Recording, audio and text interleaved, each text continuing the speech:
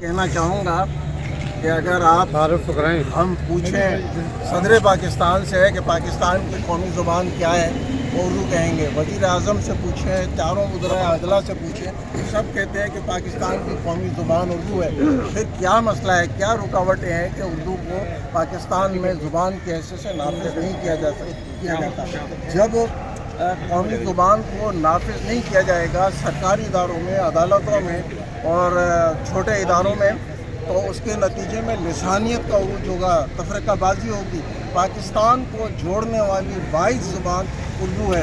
ये कायदे आज़म के फरमान का तकाज़ा है, ये 1973 के आइन का तकाज़ा है, ये तमाम शहरियों का, पाकिस्तान के शहरियों का मुतालबा है, ये तमाम यूनिवर्सिटियों के चेयरमैन और जो वाइस चांसलर हैं, असातिज़ा हैं, उन सब की मुत्तफ़िक़ा आवाज़ है। अगर उर्दू कमतर ज़ुबान होती तो यहाँ से उर्दू यूनिवर्सिटी गायब हो चुकी होती, खाली हो चुकी होती। इस वक्त उस्मानिया यूनिवर्सिटी दुनिया भर में इसके लिए चेयर्स कायम है, गैर मुल्की ममालिक में, लंदन में, इंग्लैंड में, बरतानिया में, अमेरिका में, स्पेन में, कौन सा मुल्क है जहाँ इसके बारे में तालीम नहीं दी जा रही है, शोबे नहीं कायम। चीन में ये सारा, तुर्की में मामला है। तो किस चीज़ ने इन्हें मजबूर कर रखा है? उर्दू को क्यों ये लोग कमतर ज़ुबान समझते हैं?